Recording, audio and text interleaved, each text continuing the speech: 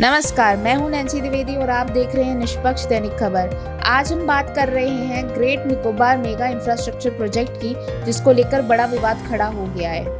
कांग्रेस के वरिष्ठ नेता और पूर्व पर्यावरण मंत्री जयराम रमेश ने रविवार 14 सितंबर 2025 को आरोप लगाया कि मोदी सरकार इस प्रोजेक्ट को जबरदस्ती आगे बढ़ा रही है, जबकि इसकी पर्यावरणीय मंजूरी अभी अदालत में चुनौती के अधीन है। उन्होंने इसे सीधा सीधा इकोलॉजिकल डिजास्टर बताया।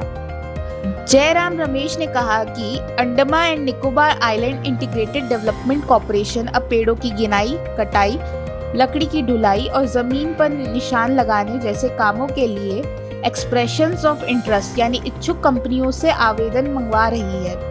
उन्होंने याद दिलाया कि 18 अगस्त 2022 को अंडमान निकोबार प्रशासन ने सर्टिफिकेट दिया था कि फॉरेस्ट राइट एक्ट 2006 के तहत सभी व्यक्तिगत और सामुदायिक अधिकार तय हो चुके हैं और आदिवासियों से भी सहमति ली जा चुकी है।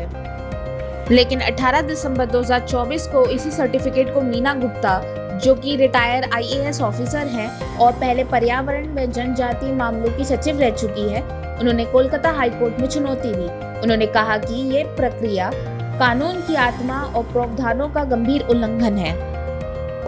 इसके बाद 19 फरवरी 2025 को केंद्रीय जनजातीय कार्य मंत्रालय ने कोर्ट में हलफनामा देकर खुद को केस से हटाने की बात कही। लेकिन हाल ही में 19 सितंबर 2025 को यही मंत्रालय अंडमान निकोबार में मुख्य सचिव से फॉरेस्ट राइट एक्ट के अनुपालन की रिपोर्ट मांग रहा है। यानी मंत्रालय का रुख पूरी तरह से उलझन और विरोधाभास से भरा हुआ है। सिर्फ इतना ही नहीं, जयराम रमेश ने बताया कि इस प्रोजेक्ट की पर्यावरणीय मंजूरी को भी नेशनल ग्रीन ट्रिब्यूनल में चुनौती दी गई है। इसके बावजूद प्रशासन बिना रुके पेड़ काटने और जमीन तैयार करने की दिशा में बढ़ रहा है।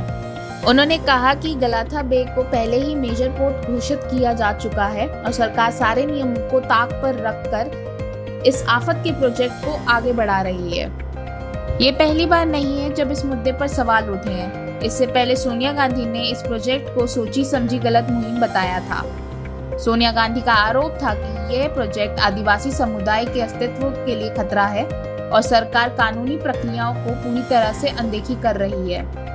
वहीं दूसरी तरफ पर्यावरण मंत्री भूपेंद्र यादव ने सरकार का पक्ष लेते हुए कहा कि इस प्रोजेक्ट के लिए सभी मंजूरियां ली जा चुकी हैं और यह देश के विकास के लिए बेहद जरूरी है। साफ है कि ग्रेट निकोबार प्रोजेक्ट को लेकर राजनीतिक और कानूनी टकराव लगातार बढ़ रहा है। एक तरफ सरकार इसे विकास के लिए अहम बता रही है, वहीं विपक्ष और विशेषज्ञ इसे बड़ी पर्यावरणीय त्रासदी का खतरा मान रही है।